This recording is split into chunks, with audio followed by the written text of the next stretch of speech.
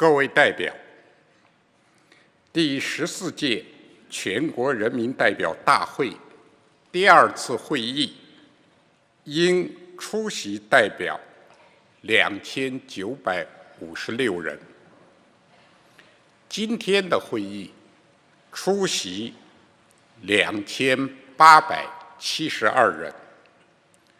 缺席84人，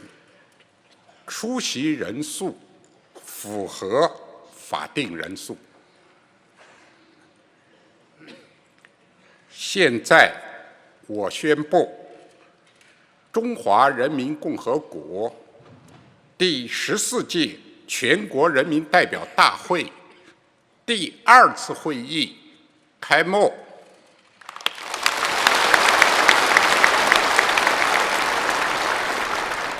请全体起立，唱国歌。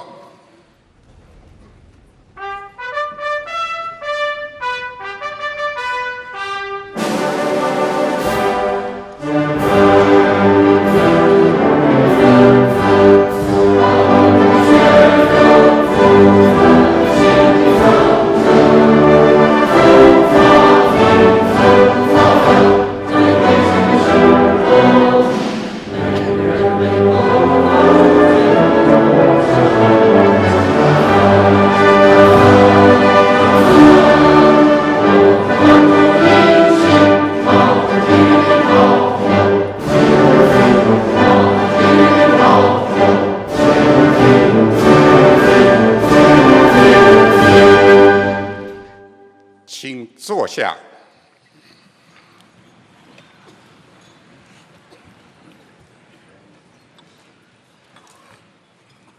各位代表，今天的全体会议有4项议程。现在进行第1项议程，审议政府工作报告。下面请国务院总理李强同志作报告。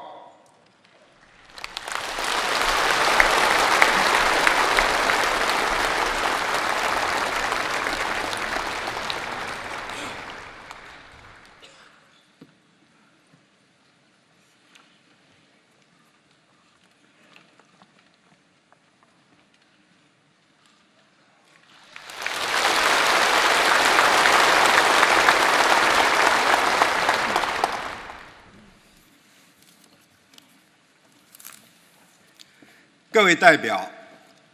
现在我代表国务院向大会报告政府工作，请予审议，并请全国政协委员提出意见。2023年工作回顾。过去1年是全面贯彻党的20大精神的开局之年，是本届政府依法履职的第1年。面对异常复杂的国际环境和艰巨繁重的改革发展稳定任务，以习近平同志为核心的党中央团结带领全国各族人民，顶住外部压力，克服内部困难，付出艰辛努力，新冠疫情防控实现平稳转段，全年经济社会发展主要目标任务圆满完成，高质量发展扎实推进，社会大局保持稳定，全面建设社会主义现代化国家迈出坚实步伐，经济总体回升向好。国内生产总值超过126万亿元，增长5.2%，增速居世界主要经济体前列。城镇新增就业1244万人，城镇调查失业率平均为5.2%，居民消费价格上涨0.2%，国际收支基本平衡。现代化产业体系建设取得重要进展，一批重大产业创新成果达到国际先进水平。国产大飞机 C919 投入商业运营，国产大型邮轮成功建造，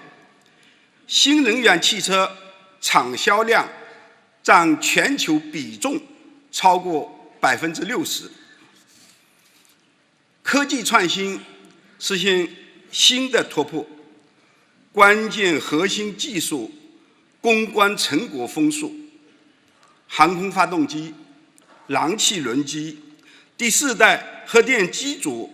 等高端装备研制取得长足进展，人工智能、量子电术等前沿领域创新成果不断涌现。改革开放向纵深推进，新一轮机构改革中央层面基本完成，加强全国统一大市场建设，实施国有企业改革深化提升行动，出台促进民营经济发展壮大政策，出口占国际市场份额保持稳定，实际使用外资结构优化，共建“一带一路”的国际影响力、感召力更为彰显。安全发展基础巩固夯实，粮食产量1.39万亿斤，再创历史新高。能源资源供应稳定，产业链、供应链自主可控能力提升，经济金融重点领域风险稳步化解，生态环境质量稳中改善，污染防治攻坚战深入开展，主要污染物排放量继续下降，可再生能源发电装机规模历史性超过火电，全年新增装机超过全球一半。民生保障有力有效，居民人均可支配收入增长6.1%，脱贫地区农村居民收入增长8.1%，加大义务教育、基本养老、基本医疗等财政补助力度，提高一老一小个人所得税专项附加扣除标准，6600多万纳税人受益。加强城镇老旧小区改造和保障型住房供给，惠及上千万家庭。回顾过去1年，多重困难挑战交织叠加，成绩来之不易。从国际看，外部环境对我国发展的不利影响持续加大；从国内看，经历3年新冠疫情冲击，经济恢复发展本身有不少难题，长期积累的深层次矛盾加速显现，很多新情况、新问题又接踵而至，政策抉择和工作推进面临的两难多难问题明显增加。经过全国上下共同努力，不仅实现了全年预期发展目标，许多方面还出现积极向好变化。实践充分表明，在以习近平同志为核心的党中央坚强领导下，中国人民有勇气、有智慧、有能力战胜任何艰难险阻，中国发展必将长风破浪，未来可期。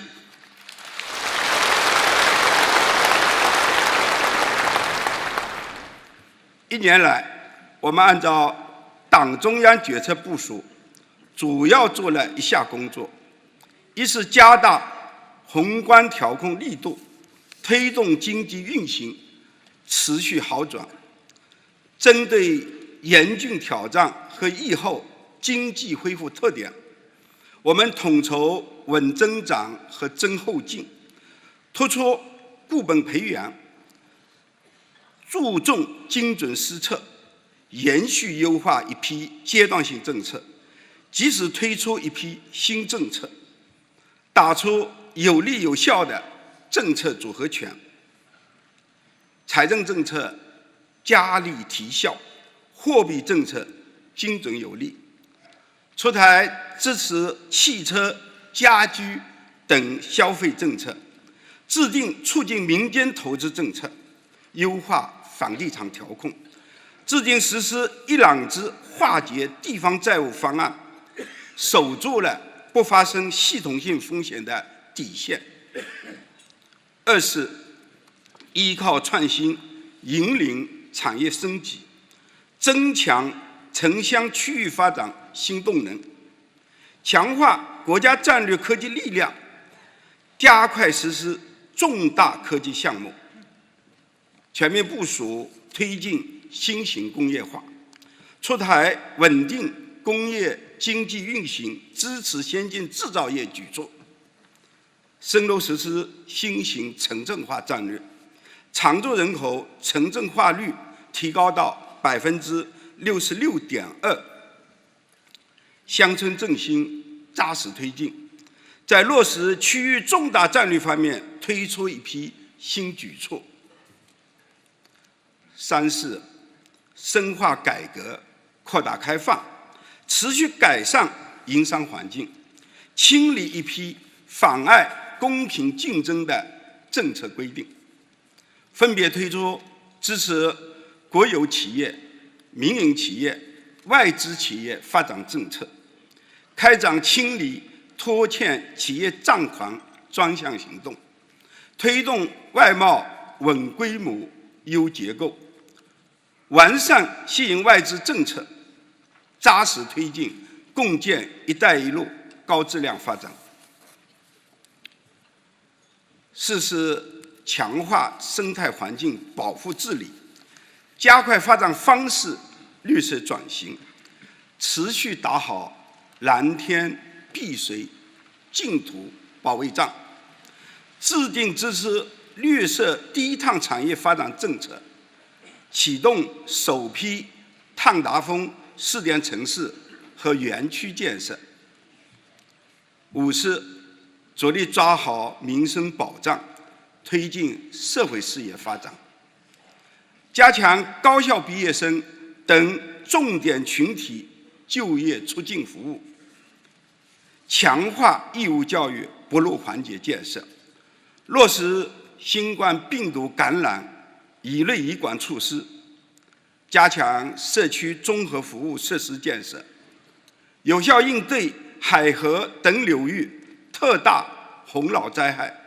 做好甘肃积石山地震等抢险救援。成都大运会、杭州亚运会和亚残运会成功举办。六是全面加强政府建设，大力提升治理效能，坚定维护以习近平同志为核心的党中央权威和集中统一领导，当好贯彻党中央决策部署的执行者、行动派实干家，深入开展主题教育，全面提高政府履职能力，提请全国人大常委会审议法律议案实践，制定修订行政法规25部，认真办理人大代表建议和政协委员提案，加强党风廉政建设和反腐败斗争，狠抓安全生产和应急管理，平安中国建设取得新进展。一年来，中国特色大国外交全面推进，习近平主席等党和国家领导人出访多国，出席金砖国家领导人会晤、亚太经合组织领导人非正式会议等重大多双边活动，成功举办中国中亚峰会、第3届“一带一路”国际合作高峰论坛等重大主场外交活动，构建人类命运共同体，落实全球发展倡议、全球安全倡议、全球文明倡议。中国为促进世界和平与发展做出了重要贡献。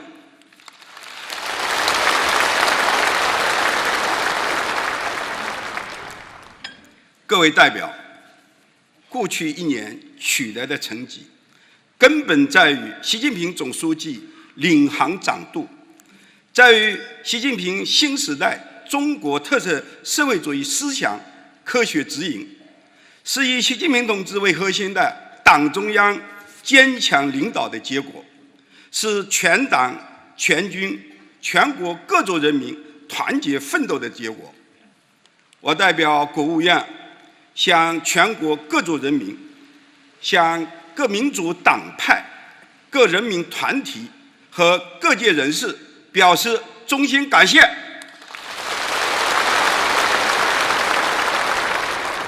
向香港特别行政区同胞、澳门特别行政区同胞、台湾同胞和海外侨胞表示衷心感谢。向关心支持中国现代化建设的各国政府、国际组织和各国朋友表示衷心感谢。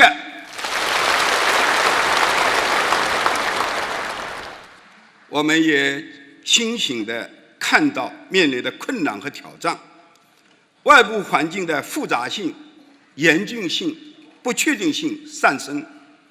我国经济持续回升向好的基础还不稳固，有效需求不足，社会预期偏弱，风险隐患仍然较多，部分中小企业经营困难，就业总量压力和结构性矛盾并存，安全生产的不容缓解，不容忽视。政府工作存在不足，形式主义、官僚主义现象仍较突出，一些领域腐败问题仍然多发。我们一定直面问题和挑战，尽心竭力做好工作，绝不辜负人民的期待和重托。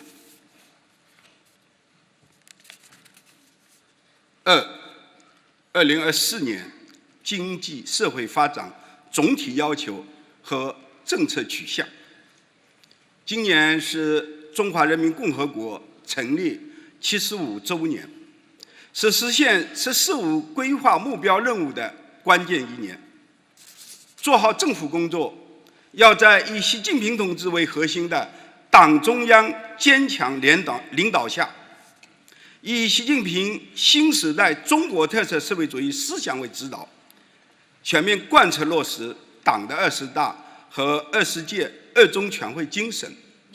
按照中央经济工作会议部署，坚持稳中求进工作总基调，完整、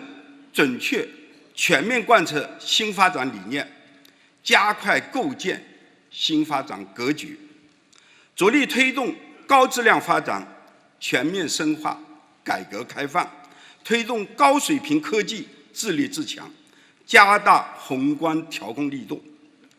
统筹扩大内需和深化供给侧结构性改革，统筹新型城镇化和乡村全面振兴，统筹高质量发展和高水平安全，切实增强经济活力，防范化解风险，改善社会预期，巩固和增强经济回升向好的态势，持续推动经济实现质的有效提升和量的合理增长，增进民生福祉，保持社会稳定，以中国式现代化全面推进强国建设、民族复兴伟业。综合分析研判，今年我国发展面临的环境、人事、战略机遇和风险挑战并存，有利条件强于不利因素。只要我们贯彻落实好党中央决策部署，紧紧抓住有利时机，用好有利条件，把各方面干事创业的积极性充分调动起来，一定能战胜困难挑战，推动经济持续向好，行稳致远。今年发展的主要预期目标是：国内生产总值增长5%左右，城镇新增就业1200万人以上，城镇调查失业率5.5%左右，居民消费价格涨幅3%左右，居民收入增长和经济增长同步，国际收支保持基本平衡，粮食产量1.3万亿斤以上，单位国内生产总值能耗降低2.5%左右，生态环境质量持续改善。提出上述预期目标，综合考虑了国内外形势和各方面的因素，实现今年预期目标并非易事，需要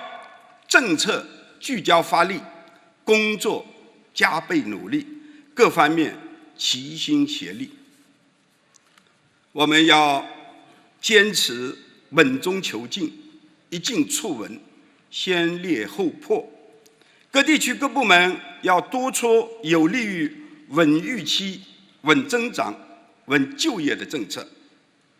谨慎出台收缩性、抑制性措施，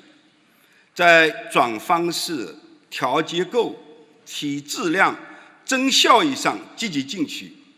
强化宏观政策逆周期和跨周期调节。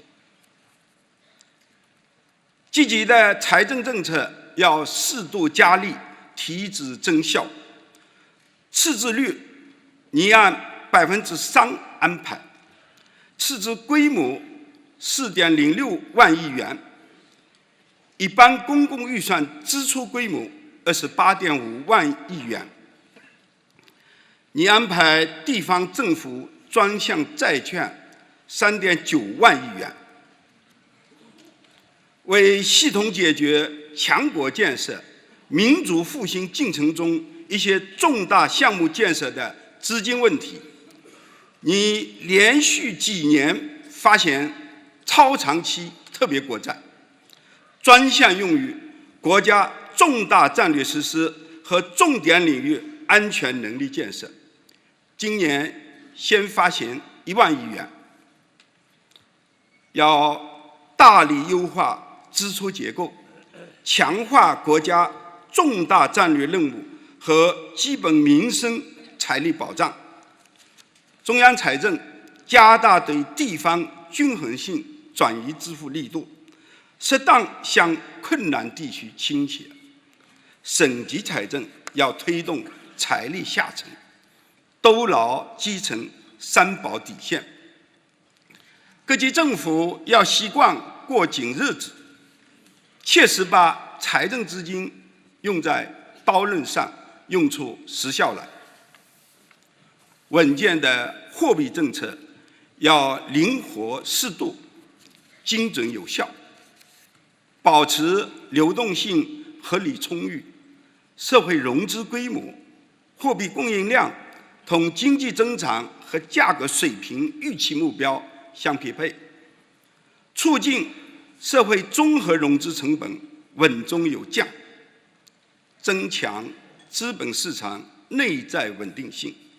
保持人民币汇率在合理均衡水平上基本稳定。增强宏观政策取向一致性，围绕发展大局加强政策协调配合，把非经济性政策纳入宏观政策取向一致性评估，确保同向发力，形成合力。各地区各部门制定政策要认真听取和吸纳各方面的意见，设企政策要注重与市场沟通，回应企业关切，营造稳定、透明、可预期的政策环境，完成今年发展目标任务，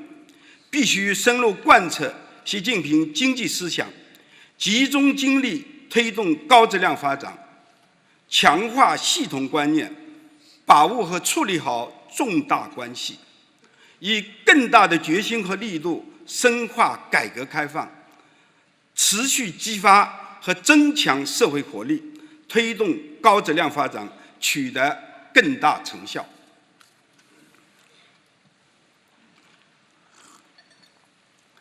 3、2024年政府工作任务。党中央对今年工作做出了全面部署，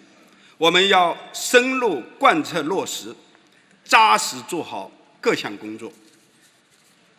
1、大力推进现代化产业体系建设，加快发展新质生产力，推动产业链、供应链优化升级，保持工业经济平稳运行，实施制造业重点产业链高质量发展行动，着力补齐短板，拉长长板，锻造新板，推动传统产业高端化、智能化、绿色化转型，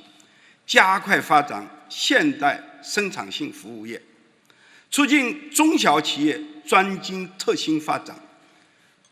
加强标准引领和质量支撑，打造更多有国际影响力的中国制造品牌，积极培育新兴产业和未来产业，促进战略性新兴产业融合集群发展，巩固扩大智能网联、新能源汽车等产业领先优势，制定未来产业发展规划，鼓励发展创业投资、股权投资，深入推进数字经济创新发展，制定支持数字经济高质量发展政策，促进数字技术和实体经济深度融合，开展人工智能+行动，实施制造业数字化转型行动，大力推动数据开发、开放和流通使用。我们要以广泛深刻的数字变革，赋能经济发展，丰富人民生活，提升社会治理现代化水平。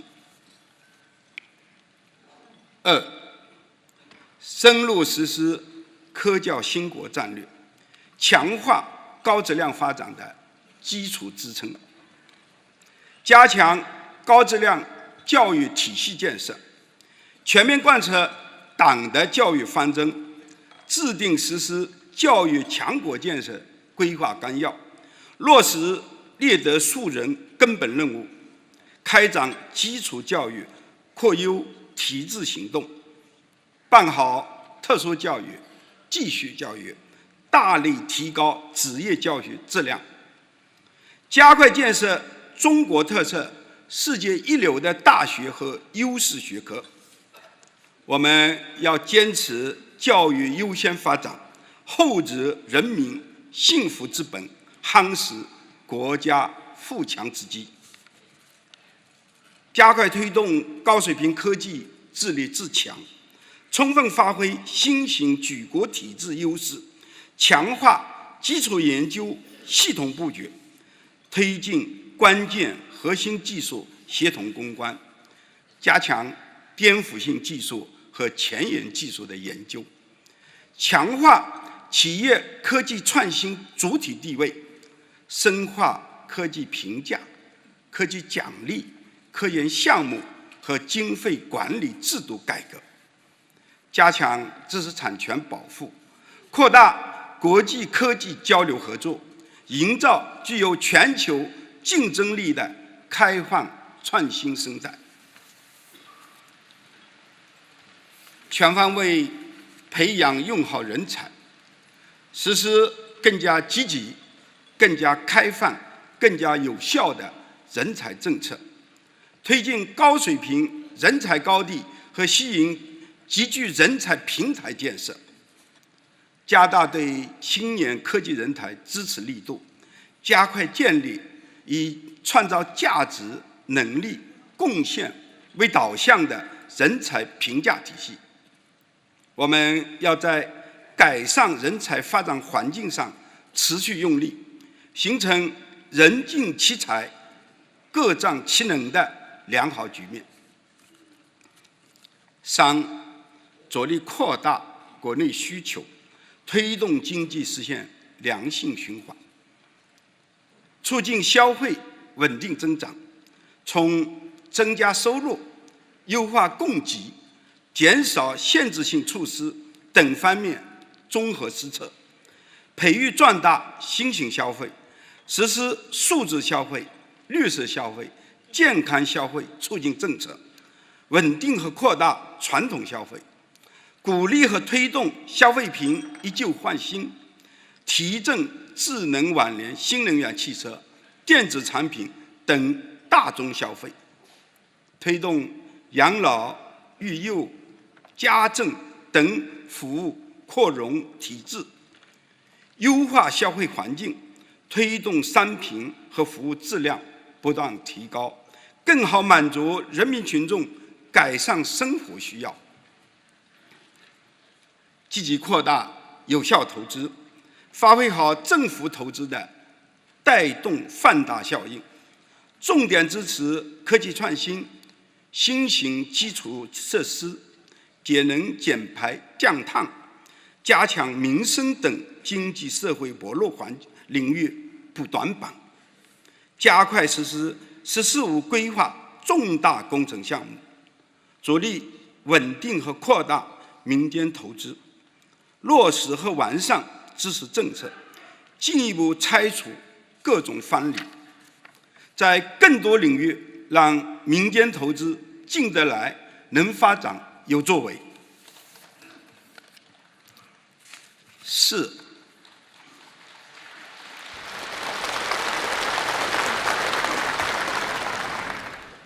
4、坚定不移深化改革，增强发展内生动力，激发各类经营主体活力，不断完善落实2个毫不动摇的体制机制，为各类私有制企业创造公平竞争、竞相发展的良好环境，深入实施国有企业改革深化提升行动，全面落实促进民营经济发展壮大的意见及配套举措，实施降低物流成本行动，健全防范化解拖欠企业账款长效机制，积极支持企业家专注创新发展，敢干、敢闯、敢投，踏踏实实把企业办好。加快全国统一大市场建设，着力推动产权保护、市场准入、公平竞争、社会信用等方面的制度规则统一，专项治理地方保护、市场分割、招商引资不当竞争等突出问题，坚持依法监管，坚决维护公平竞争的市场秩序。推进财税、金融等领域改革，谋划新一轮财税体制改革，落实金融体制改革部署，深化社会民生领域改革。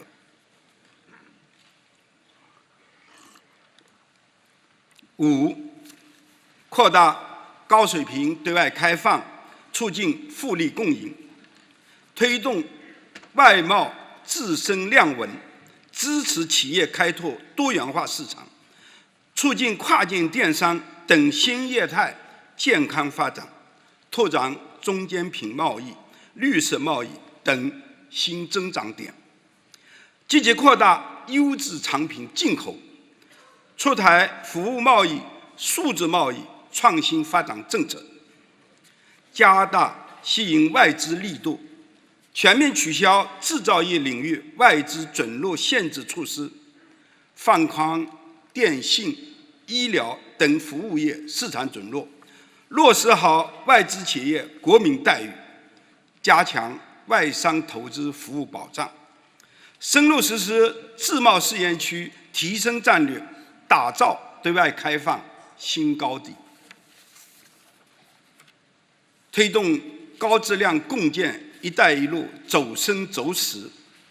抓好支持高质量共建“一带一路”8项行动落实落地，稳步推进重大项目合作，实施一批小而美民生项目，加快建设西部陆海新通道，深化多双边和区域经济合作，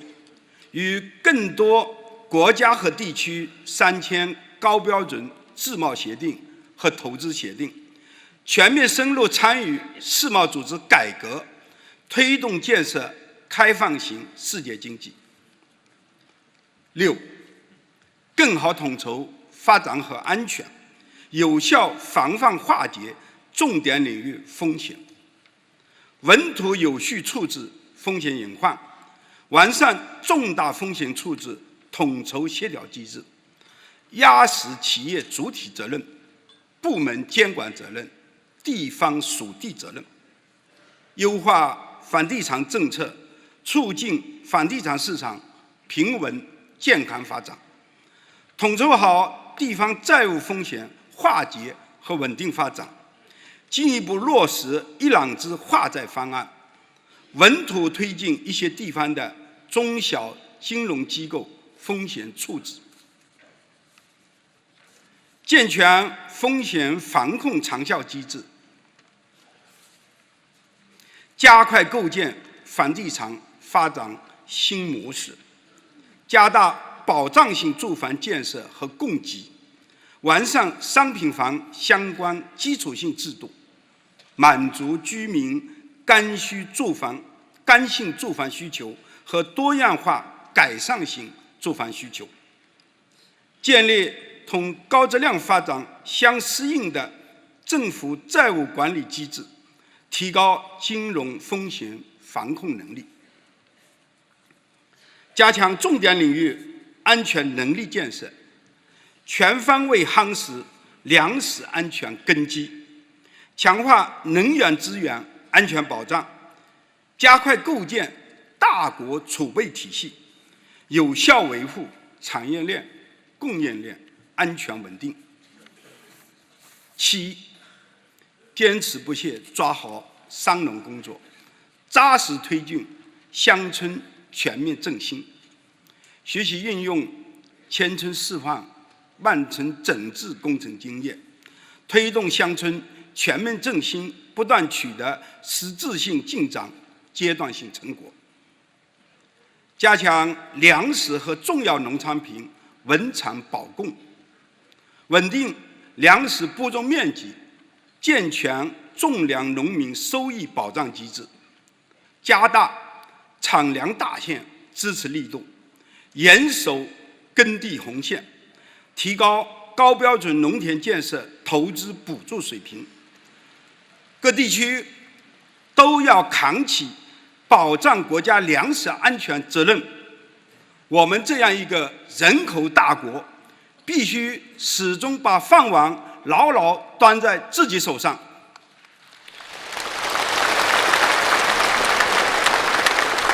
毫不放松巩固拓展脱贫攻坚成果，加强防止返贫监测和帮扶工作，确保不发生规模性返贫，强化异地搬迁后续帮扶，加大对国家乡村振兴重点帮扶线支持力度，让脱贫成效更可持续。稳步推进农村改革发展，启动第2轮土地承包到期后再延长30年整省试点，着眼促进农民增收，壮大乡村富民产业，深入实施乡村建设行动，持续改善农村人居环境，建设宜居宜业和美乡村。8、推动城乡融合和区域协调发展，大力优化经济布局，积极推进新型城镇化，把加快农业转移人口市民化摆在突出位置，深化户籍制度改革，完善人、地、钱挂钩政策，让有意愿的进城农民工在城镇入户，推动未入户常住人口平等享受城镇基本公共服务。新型城镇化要处处体现以人为本，让人民群众享有更高品质的生活，提高区域协调发展水平，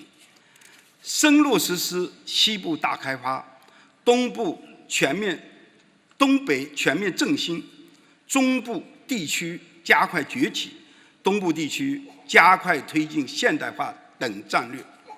支持京津冀、长三角、粤港澳大湾区等地区更好地发挥高质量发展动力源作用，持续推进长江经济带高质量发展，推动黄河流域生态保护和高质量发展，制定主体功能区优化实施规划。9、加强生态文明建设，推进绿色低碳发展，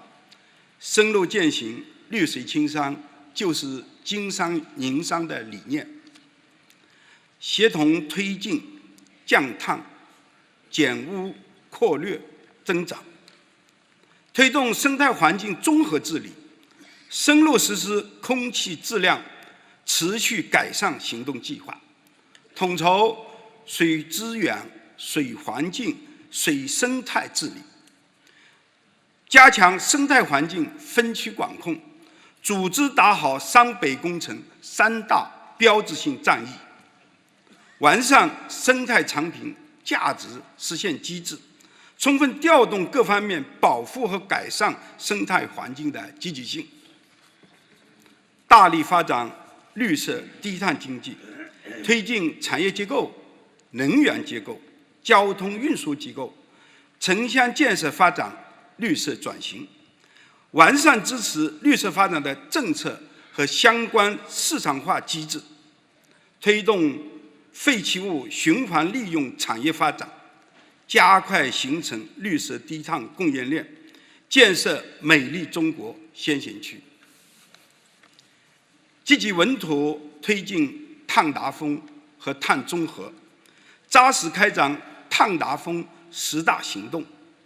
深入推进能源革命，加快建设新型能源体系，确保经济社会发展用能需求。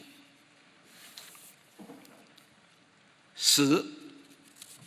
切实保障和改善民生，加强和创新社会治理，坚持以人民为中心的发展思想，扎实推进共同富裕，不断增强人民群众的获得感、幸福感、安全感，督促并举稳就业、促增收，突出就业优先导向，加大促就业专项政策力度。预计今年高校毕业生超过1170万人。要强化促进青年就业政策举措，扎实做好退役军人、农民工等群体就业工作，多渠道增加城乡居民收入，扩大中等收入群体规模，努力促进低收入群体增收，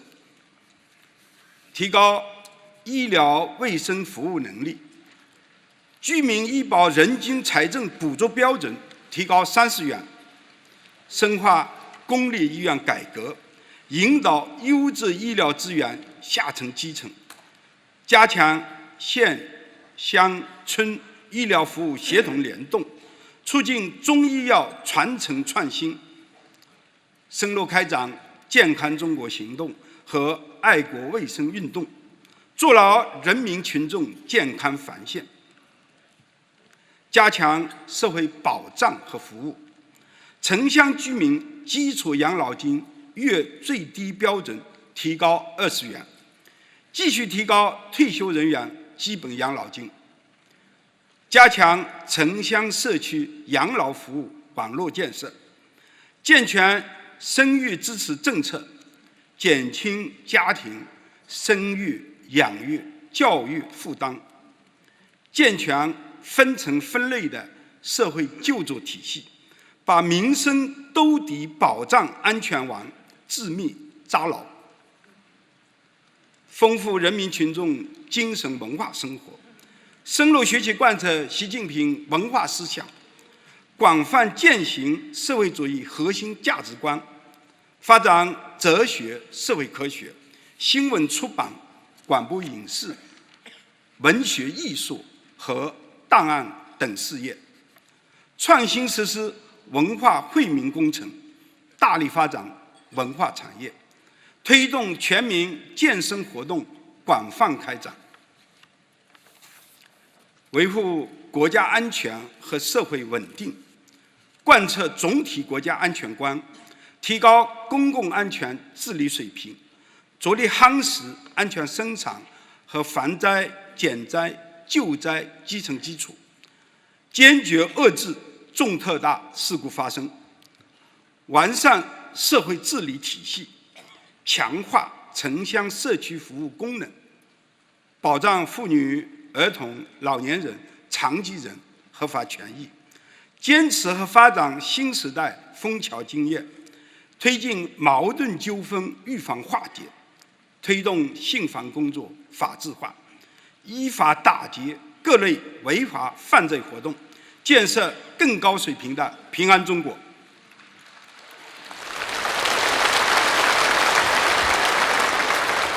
各位代表，新征程、新使命，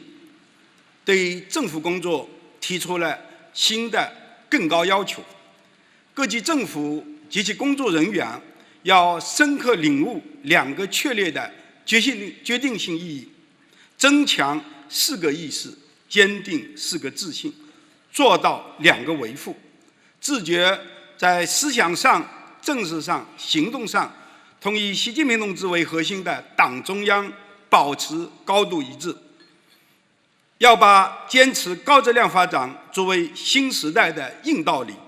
把为民造福作为最重要的政绩，全面履行好政府职责，深入推进依法行政，严格遵守宪法法律，自觉接受同级人大及其常委会的监督，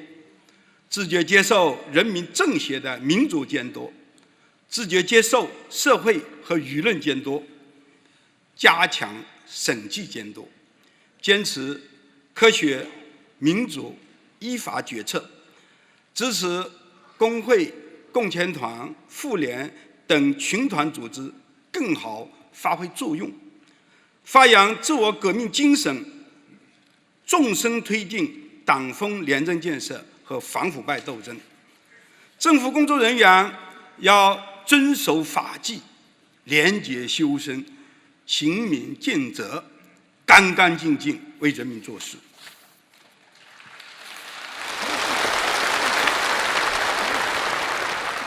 全面提高行政效能，围绕贯彻好、落实好党中央决策部署，深入推进政府职能转变，不断提高执行力和公信力，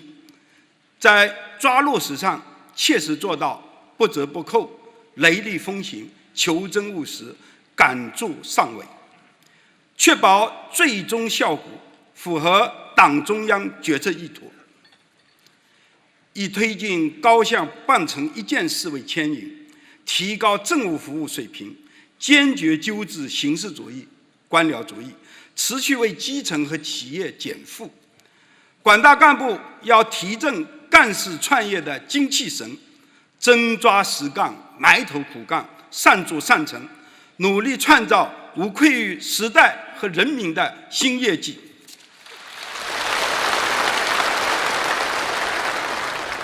各位代表，我们要以筑牢中华民族共同体意识为主线，促进各民族广泛交往、交流、交融，坚持党的宗教工作基本方针，深入推进我国宗教中国化，加强和改进侨务工作，汇聚起海内外中华儿女共同致力民族复兴的磅礴力量。过去1年，国防和军队建设取得新的成绩和进步，人民军队出色完成担负的使命任务。新的1年，要深入贯彻习近平强军思想，贯彻新时代军事战略方针，坚持党对人民军队的绝对领导，全面深入贯彻军委主席负责制，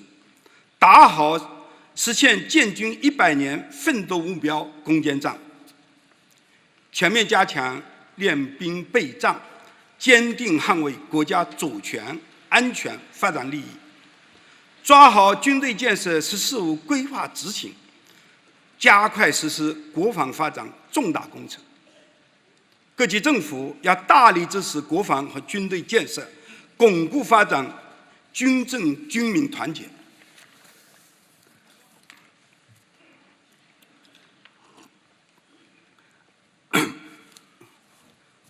我们要继续全面、准确、坚定不移地贯彻“一国两制”、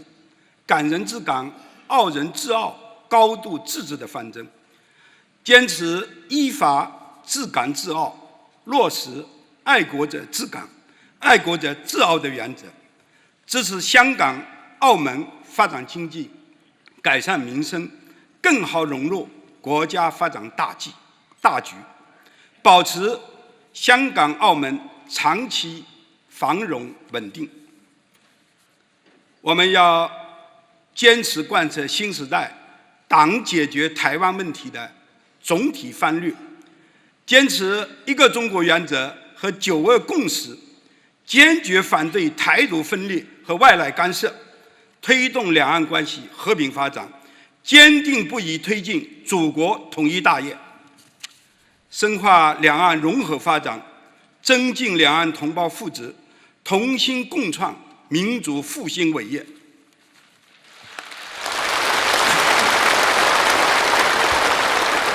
我们要坚持独立自主的和平外交政策，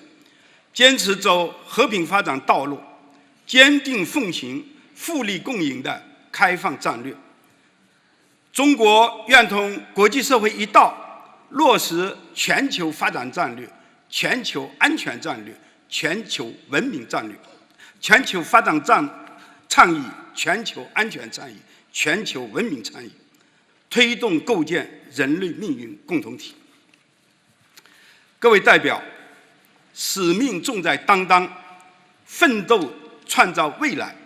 我们要更加紧密地团结在以习近平同志为核心的党中央周围，高举中国特色社会主义伟大旗帜，以习近平新时代中国特色社会主义思想为指导，坚定信心，开拓进取，努力完成全年经济社会发展目标任务，为以中国式现代化全面推进强国建设、民族复兴伟业不懈奋斗。